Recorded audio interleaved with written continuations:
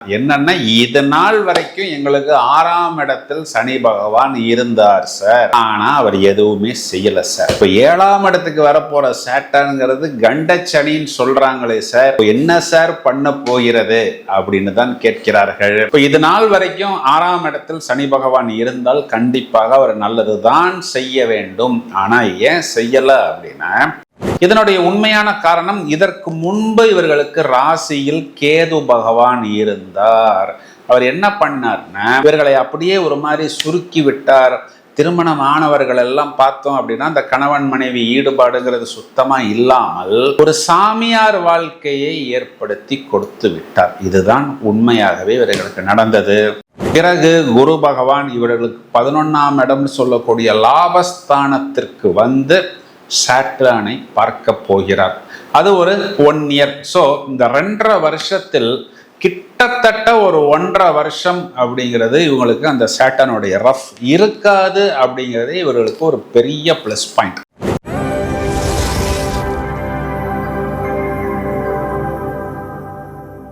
Hello friends, நிறைய பேர் நாங்கள் வாக்கிய பஞ்சாங்கத்தை தான் பின்பற்றுகிறோம், அதன் பிரகாரம் சனி பெயர்ச்சி இனிமேல் தானே நடக்க போகிறது, அதன் பலன்களை கொஞ்சம் விளக்கமாக சொல்லுங்கள் சார் என்று கேட்டதற்கேற்ப மார்ச் மாதம் 6ஆம் தேதி, அதாவது மாசி 22 தமிழ் தேதி, விஸ்வாவசு வருடம், இது நாள் வரை கும்பராசியில் இருந்த சாட்டர்ன் என்கிற சனீஸ்வரர் இனி மீன ராசியில் பயணிக்க இருக்கிறார். முறையே குருவின் நட்சத்திரம், பிறகு சனியின் நட்சத்திரம், பிறகு புதனின் நட்சத்திரத்துக்கு போக போகிறார். அதாவது பிராப்த கர்மத்துக்கு அதிபதி, பாரபட்சமின்றி தண்டனையை வழங்குபவர். அதாவது சனி பகவான் தண்டனையை மட்டும்தான் வழங்குவாரா அப்படின்னா, பரிசுகளையும் கர்மாவிற்கேற்றார் போல் அந்த கர்மாவில் நற்கர்மா என்று சொல்லக்கூடிய நல்ல செயல்கள் இருந்தால் கண்டிப்பாக அதற்குண்டான பரிசுகளையும் கொடுப்பார். சனி பகவான் ஒருத்தரை தண்டிக்கிறார் அப்படின்னா அவரை நல்வழிப்படுத்துவதற்கு, அவரை திருத்துவதற்கு என்றுதான் நாம் இதனை எடுத்துக்கொள்ள வேண்டும். இப்போ இந்த மீனராசி மண்டலத்தில் சனியின் சஞ்சாரம் அப்படிங்கிறது இதோட ஒரு சைக்கிள் முடிகிறது. இதன் பிறகு அவர் மேஷராசியில் புதிதாக நீசமாகி தனது பயணத்தை தொடங்க போகிறார். அப்போ மீனராசியில் கணக்கை முடிப்பதற்கு தயாராக இருக்கிறார் சனி பகவான். இதுல என்ன ஒரு பெரிய பிளஸ் பாயிண்ட் அப்படின்னா, இப்போ ராகுவின் பிடியிலிருந்து சனி பகவான் வெளியே வருகிறார். மேலும் குரு என்ற கிரகம் கடகராசிக்கு வந்த பிறகு இந்த சாட்டனுக்கு குருவின் பார்வை, உச்ச குருவின் பார்வையும் கிடைக்க இருக்கிறது.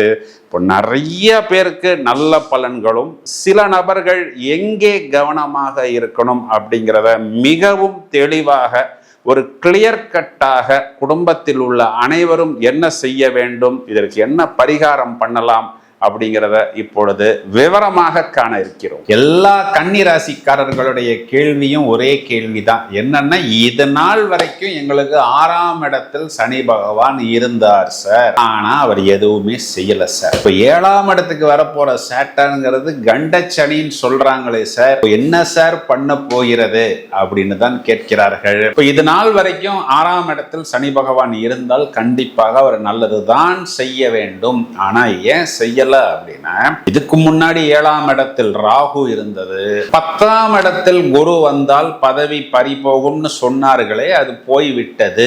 பதவி இல்லை, வேலை தேடிக்கொண்டிருக்கிறேன், ஒர்க்ல கூடுதல் ஸ்ட்ரெஸ், கூடுதல் டென்ஷன், தேவையில்லாமல் நாங்கள் ஒரு ஒர்க்ல போய் சிக்கிக்கொண்டு இந்த கமிட்மெண்ட்டுக்கும் இஎம்ஐக்காகவும் வேறு வழி இல்லாமல் போனது. பிறகு எவ்வளவுதான் ஸ்ட்ரெஸ்ஸையும் டென்ஷனையும் எடுக்க முடியும் அப்படிங்கிற மாதிரி வேறு வேலை, வேறு ஆப்பர்ச்சுனிட்டியை தேடிக்கொண்டிருக்கிறோம் அப்படின்னு எல்லா கன்னிராசிக்காரர்களும் சொல்கிறார்கள். ரொம்ப மனதளவில் கன்னிராசிக்காரர்கள் பாதிக்கப்பட்டார்கள். எதையோ விட்டு கொடுத்தது மாதிரி, எதையோ பறி கொடுத்தது மாதிரி, தேவையில்லாமல் ட்ரீட்மெண்ட்டு, மென்டல் ஹெல்த்துக்கு ட்ரீட்மெண்ட் எல்லாம் கன்னிராசிக்காரர்கள் இன்னும் எடுத்துக்கொண்டிருக்கிறார்கள். இதனுடைய உண்மையான காரணம், இதற்கு முன்பு இவர்களுக்கு ராசியில் கேது பகவான் இருந்தார். அவர் என்ன பண்ணார்னா, இவர்களை அப்படியே ஒரு மாதிரி சுருக்கி விட்டார். திருமணமானவர்கள் எல்லாம் பார்த்தோம் அப்படின்னா அந்த கணவன் மனைவி ஈடுபாடுங்கிறது சுத்தமா இல்லாமல் ஒரு சாமியார் வாழ்க்கையை ஏற்படுத்தி கொடுத்து விட்டார். இதுதான் உண்மையாகவே இவர்களுக்கு நடந்தது. இப்போ 6ஆம் இடத்திலிருந்து 7ஆம் இடத்துக்கு சாட்டான் வரப்போவது என்பது கன்னிராசிக்காரர்களுக்கு கண்டச்சனி தான் அப்படின்னு நம்ம எடுத்துக்கிட்டாலும் இதுல என்ன இவங்களுக்கு ஒரு மெயின் நியூஸ் அப்படின்னு பார்த்தோம்னா, இவங்களுடைய ராசியாதிபதி புதனுக்கு சாட்டான் அப்படிங்கிறவர் நட்பு கிரகமாக வருகிறார். இதனால என்ன நடக்கும் அப்படின்னா, வழக்கமா 7ஆம் இடம்னு சொல்லக்கூடிய கண்டச்சனி கொடுக்கக்கூடிய அந்த டஃப் அப்படிங்கிறது வெகுவாக இவர்களுக்கு குறையுங்கிறது ஃபர்ஸ்ட் பிளஸ் பாயிண்ட். மார்ச் மாதத்திலிருந்து மார்ச் கடைசிக்குள் இந்த ராகு கேது அச்சுக்குள் எல்லா கிரகங்களும் அடங்கிவிடும். பிறகு குரு பகவான் இவர்களுக்கு 11ஆம் இடம்னு சொல்லக்கூடிய லாபஸ்தானத்திற்கு சாட்டானை பார்க்க போகிறார்.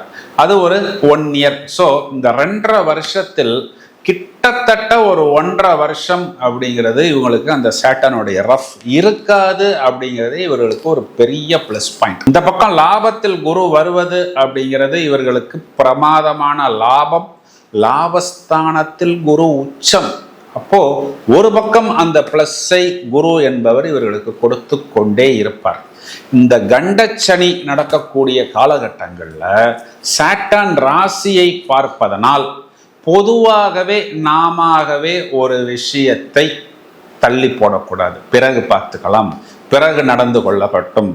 ப்ரொக்ராஸ்டினேஷன் அப்படின்னு சொல்லுவார்கள். சார் இப்படிலாம் சொன்ன எனக்கு ஒன்றும் புரியாது சார் அப்படின்னா, ஆர்ட் ஆஃப் டிலேயிங் திங்ஸ். நாமவே ஒரு விஷயத்தை தள்ளி போடக்கூடாது. அதை நாம் செய்ய வேண்டும், நாம் அதில் இறங்க வேண்டும், கடுமையாக உடல் உழைப்பை வெளிப்படுத்த வேண்டும்.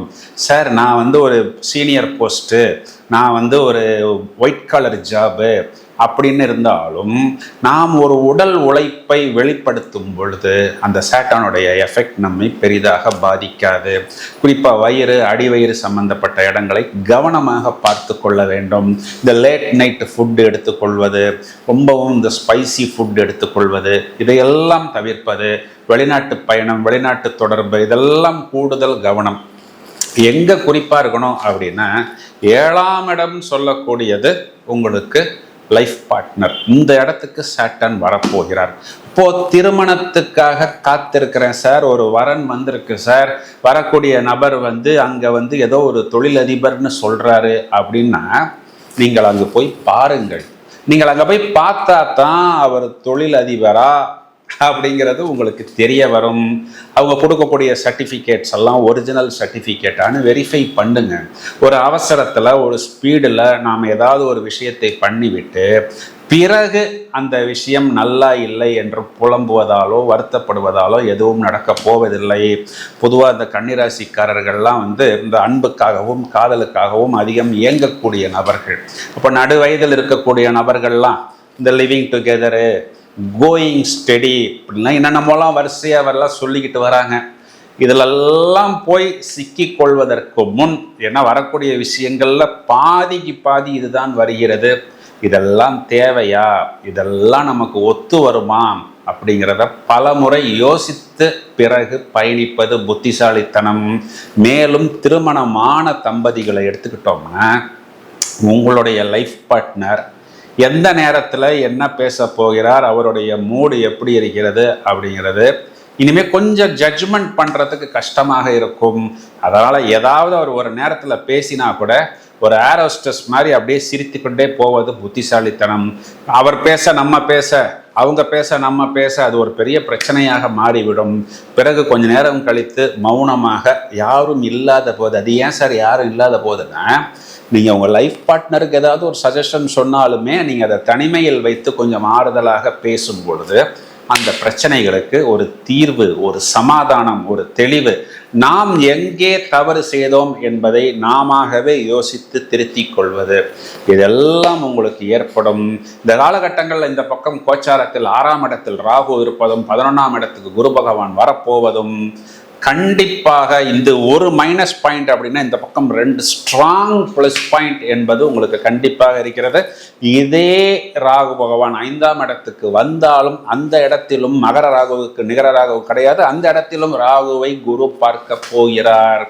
அப்போ ஒரு 90% வரை இந்த கண்ட சனி அப்படிங்கிறது கண்டிப்பாக உங்களை பாதிக்காது சொல்வதுதான் நிதர்சனமான உண்மை. கன்னிராசியில் இருக்கக்கூடிய சீனியர் சிட்டிசன்ஸ் எடுத்துக்கிட்டோம்னா, நான் ஏற்கனவே சொன்னது போல் back pain, shoulder pain, ortho சம்பந்தப்பட்ட விஷயங்களுக்கு தேவையான சின்ன சின்ன கை வைத்தியம், ஃபிட்னஸ் போன்ற விஷயங்கள், பாதுகாப்பான உணவு முறை, இதனை மட்டும் நீங்கள் கையில் எடுத்துக்கொள்ளுங்கள். இதுல என்ன ஒரு பிளஸ் பாயிண்ட் அப்படின்னா, உங்க குழந்தைகளுடைய விஷயம், அதாவது உங்களுக்கு 5ஆம் இடம் புத்திரஸ்தானம், அதற்கு 3ஆம் பாவத்துக்கு இந்த சேட்டன் வருவதனால் கண்டிப்பாக உங்க குழந்தைகளுக்கு ஒரு தெளிவு, ஒரு தீர்மானம், ஒரு சமாதானம் என்பது கண்டிப்பாக கிடைக்கும். கன்னிராசி குழந்தைகளை எடுத்துக்கிட்டோம் அப்படின்னா, இந்த விஷயத்தை நாளை பார்த்து கொள்ளலாம், நாளை படித்துக் கொள்ளலாம் அப்படின்னு தாமதப்படுத்தாமல் அந்தந்த விஷயங்களை அன்றே முடிப்பது சிறப்பு. பரிகாரம்னு எடுத்துக்கிட்டோம்னா, வெள்ளிக்கிழமைகளில் மகாவிஷ்ணு வழிபாடு, சனிக்கிழமைகளில் ஆஞ்சநேயர் நரசிம்மர் வழிபாடு நல்ல அபிவிருத்தியையும் நல்ல ஒரு ஆசீர்வாதத்தையும் கொடுக்கும். நிறைய பிரச்சனைகள் தலைக்கு வருகிறது, ஆனால் தலப்பாகையுடன் போய்விட்டது என்று சொல்லக்கூடிய ஒரு பதிலை கண்டிப்பாக ஏற்படுத்தும் அப்படின்னு சொல்வதுதான் நிதர்சனமான உண்மை. இந்த பதிவை உங்களது நண்பர்களுக்கும் உறவினர்களுக்கும் ஷேர் செய்யுங்கள். தொடர்ந்து இணைப்பில் இருங்கள். Thank you friends.